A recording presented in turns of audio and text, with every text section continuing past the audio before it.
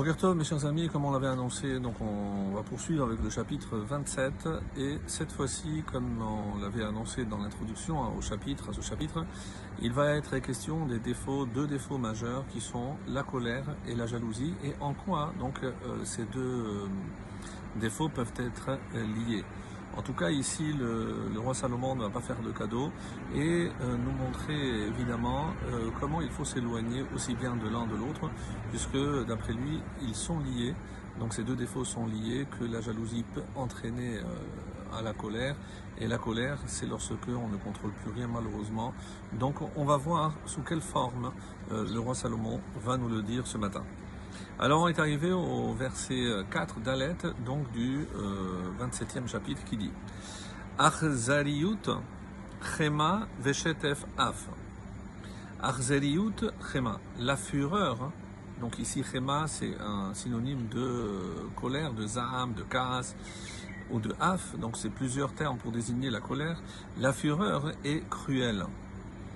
Veshetef af, et la colère, un torrent, on va rajouter, qui déborde. C'est-à-dire, une fois que le torrent commence à déborder, on ne peut plus rien contrôler.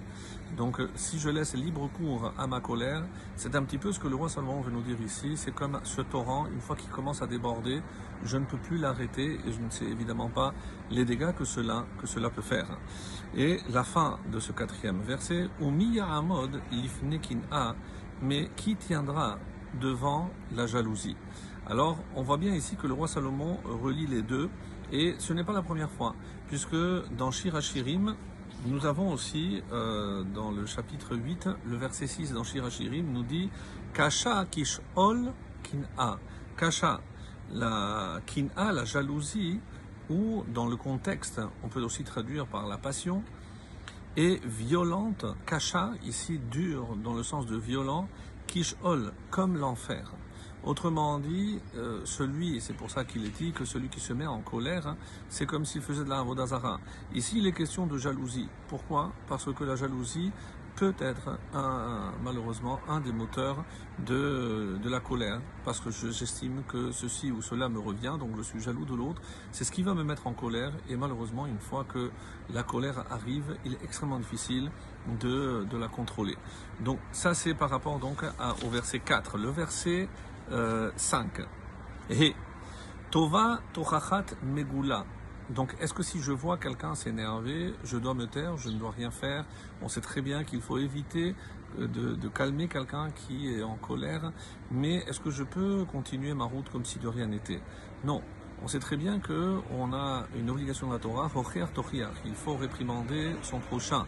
Alors comment le faire, à quel moment le faire, ça c'est tout un art certainement, mais en tout cas ici le roi Salomon ne lésine pas et il n'hésite pas à comparer, regardez bien, Tova tochachat megula, donc mieux vaut une réprimande megula, déclarée, ouverte, révélée, mais ahava mesutaret, qu'une amitié, ici il y a un amour, mais dans le sens de amitié, ahouv, ici c'est un ami, donc qu'une amitié mesuteret, c'est-à-dire dissimulée. Et comme les commentaires ici nous font remarquer, puisque c'est d'actualité, mieux vaut les réprimandes de quelqu'un qui nous aime, comme Moshe. On sait très bien que depuis le début du livre de Devarim, il commence à faire des réprimandes, des reproches au peuple juif. Il vaut mieux, mais il le fait avec amour. Donc c'est ce qu'il dit ici, Megula. Donc c'est des réprimandes, mais il ne cache pas. Il ne cache pas parce que c'est motivé par l'amour. Donc lorsque c'est l'amour qui motive justement cette tochecha, parce que je recherche vraiment le bien de l'autre. Sinon, il y a quelqu'un d'autre qui nous a fait des bénédictions, que les berachot de Bilham, ainsi disent ici le commentaire, il vaut mieux les réprimandes de Moshe que les berachot de Bilham, puisque même s'il a prononcé des berachot, mais on savait très bien que ses véritables intentions, c'était de maudire le peuple juif. Donc il faut faire extrêmement attention, être sincère dans la démarche et ne pas faire semblant lorsque on doit réprimander notre enfant aussi. Évidemment qu'on le fait avec amour, mais il faut aussi savoir comment faire pour que ça soit efficace et non que ça ait l'effet contraire à ce qu'on aurait voulu. Et tout de suite, pour compléter cet enseignement, le verset 6 nous dit « Ne'emanim pit'ai ohev ». Alors, digne de confiance, Ne'eman, digne de confiance, et l'ami pit'e. Littéralement, digne de confiance sont les blessures de celui qui nous aime.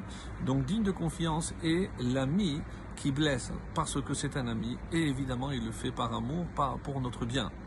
Venatarot neshikot sonné, mais l'ami prodigue des baisers. Et ici neshikot, donc alors curieusement, on peut recevoir des enlaçades et des embrassades de quelqu'un qui est notre ennemi, alors que donc au rêve, celui qui nous aime peut nous blesser. Évidemment, c'est pour compléter ce que nous avions dit plus tôt.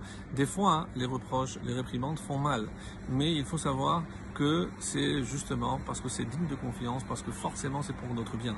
Des fois, c'est quelqu'un qui nous embrasse, mais qui ne cherche pas forcément notre bien. Donc à nous de faire la part des choses, savoir ceux qui agissent pour notre bien et ceux qui ne le font pas. Excellente journée à tous.